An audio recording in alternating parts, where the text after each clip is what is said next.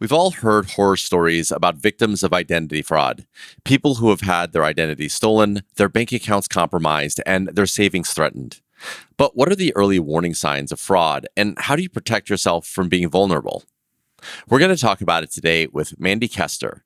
She's the Director of Electronic Services at Heritage Federal Credit Union. This is the Talking Sense with Heritage podcast. I'm your host, Prakash Chandran. So, Mandy, thank you so much for joining us today. I really appreciate your time. We're talking about digital fraud today, and I'd love to get started with a high-level question. What types of fraud typically happen with digital banking in general? Well, the most common type of fraud with digital banking would be money movement. So, someone utilizing your digital banking application or logging in via the website to transfer money with tools such as Zelle or an external transfer to another credit union or financial institution.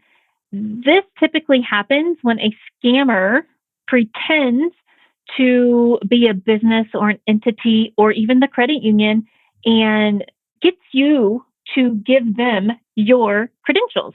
So we never want to share our credentials, or they may be trying to guess your username and password. And at Heritage, we have multi-factor authentication set up.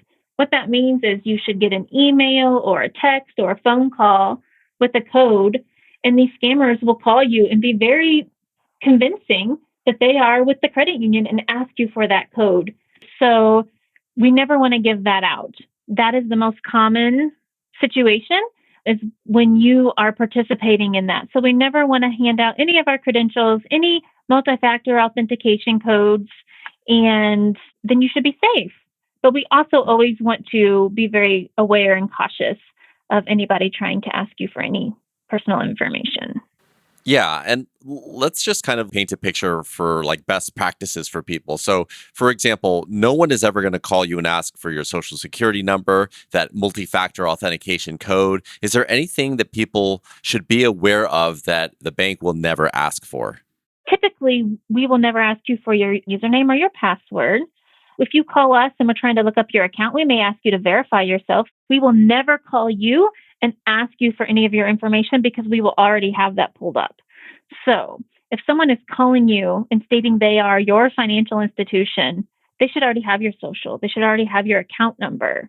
That is not ever going to happen. If you are suspicious, always hang up and call your credit union directly or your financial institution. There are scammers out there that can spoof a phone number.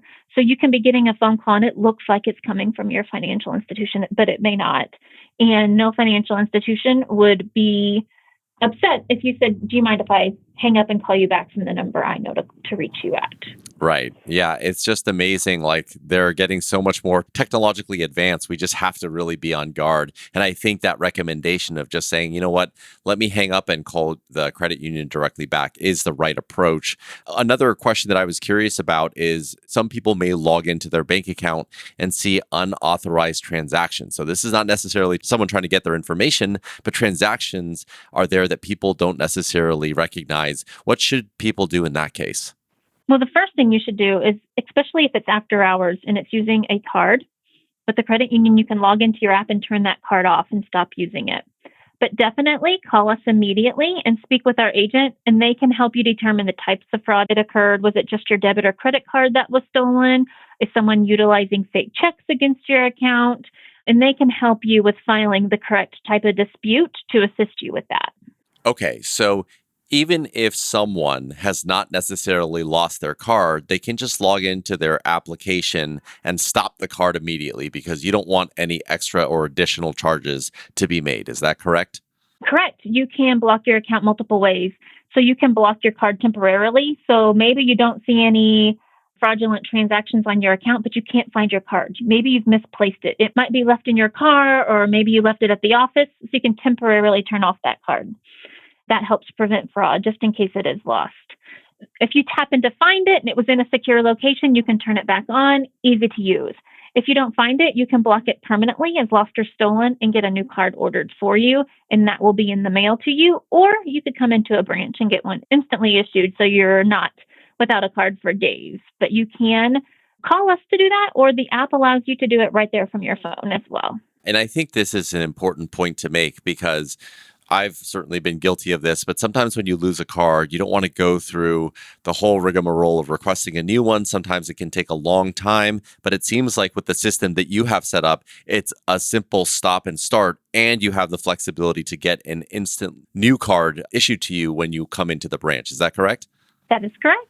Awesome. Another thing I wanted to cover with you was remote deposit capture in the digital banking app. Can you talk to us at a high level about what that is and the types of frauds that can come out of it? Yes. So remote deposit capture, or as we like to call it, RDC, is a great convenience tool for members who get physical checks still to deposit. So it allows you to take a picture right from your phone, deposit it in your account. You don't have to travel to an ATM, to go to a branch and see a teller to physically deposit that check.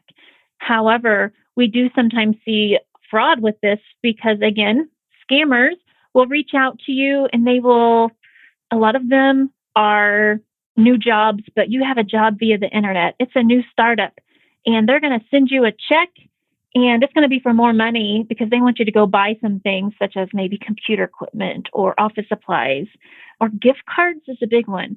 Please use this money, go buy some gift cards and mail that back to us. Or, oh, we accidentally overpaid you. Can you send us money back via Cash App? And they take that picture via RDC, and that account, that check will come back bad after a couple of days and you've already spent the money. Another big one is scammers will email you a check. No check received via email is ever a good check. It is not a valid check. So that's also a very common scam, and that we see people utilize RDC because the instructions in the email are, hey, deposit this check via your app, because you take a picture and someone, like an employee, is not physically looking at that check and helping warn you, like, how did you get this check? Or this doesn't seem to be a legit item. So because that human interaction is missing, which is a great convenience when you know you have a valid check. But if you are a little bit skeptical or it seems too good to be true, it is probably not a valid check. And you may want to come in and speak with one of our representatives about that versus depositing it via the app. So, one of the last things that I wanted to talk to you about was just being proactive and protecting themselves against fraud. Do you have any tips or frameworks that people should be thinking about when it comes to protecting themselves? Yes, several things we've talked about already, but I'll go ahead and repeat them. Just be mindful that there are scammers out there. A good rule of thumb is if it is too good to be true, then it probably is. Be mindful if you're getting offered new jobs via the internet and getting large paychecks to deposit, and then asking for things back in return, such as Cash App transactions or gift cards. Facebook Marketplace is another thing. So again, if you are receiving more funds than what you're asking for an item, be cautious. Do not give out any multi-factor authentication codes that you may receive. We ask for this. The credit union requires them as an added protection of security. So when scammers are trying to access your account, they're going to need that code to get in. Another good thing to remember is at this time, we do allow MFA codes to be sent to your email, but you get to choose. The email is not the most secure, so be mindful of your email and how you have that set up. Make sure you change your password on a consistent basis, or a lot of email applications will also ask if you want to set up a multi-factor authentication code in order to access that. So those are all good rules of thumb. And don't give out your information. As we spoke about earlier, keep all of your account information in a secure place. Again, use the temporary block on your debit and credit cards if you've accidentally misplaced them. And do not share your online banking credentials with any third party. Again, the credit union will never ask for those, nor will any reputable financial institution. They are never going to call and ask you for your username and password or your account number. Yeah, these are really good prevention measures to help people stay secure and to protect themselves. And I realize that it may seem intimidating because there's so many of them, but this is really important information and obviously has to do with your financial health. Another thing that I just wanted to double check on was the method of multi-factor authentication. Is this something that is a requirement for logging into their banking application? We use that for different types of transactions. So if you forget your password and want to log in, it's going to ask you for a multi-factor authentication. If you want to transfer money to an account you've never transferred money to before, it's going to ask for a multi-factor authentication. If you want to use the Zelle function within the app to send money outside of the credit union, it's going to ask you for a multi-factor authentication. So there's certain types of transactions that you will do that are going to ask you for that information. Got it. And is it something that they can proactively get set up so when the time comes, they're just aware of the method or the second factor authentication? Is there something they can be proactive about? Yes, within our app under the tools and settings function, you can actually set up that you want to receive an MFA, multi-factor authentication, anytime you sign in or the type of MFA you would like to receive. So the highest security is likely going to be one of the authenticator apps, like there's a Google Authenticator app, there's a Microsoft Authenticator app. That way you have to have a password to that app to get a code to input. You can get a text, you can get a phone call, and like I said, you can get an email, which is still secure, but probably the least secure of the ways to get that code. And you can add extra security, but we will not allow you to take away security from within your digital app. Yeah, and that's another good point because if you are proactive and set that up, and you know, for example, that that is being verified a second time with your phone, then if you get an email of someone asking you for that code, you definitely know it's fraudulent because you set that up in that way. Correct. I have a different type of app, multiple apps use multi-factor authentication that was recently trying to be hacked. And I kept getting a notification on my Authenticator app, like, here's your code. And I was able to quickly hit deny and block that fraudster from accessing my account or my application. Amazing. Thank you so much for all the advice and the framework around how we should be thinking about protecting ourselves. Mandy, is there anything else that you'd like to share with our audience before we sign off today? Thank you so much for having me as well. I would just like to reiterate to be very cautious and suspicious. And if you have any questions, always feel free to give us a call and we are here to assist. Beautiful. Thank you so much again, Mandy. I really appreciated your time today. Thank you. That was Mandy Kester, Director of Electronic Services at Heritage Federal Credit Union.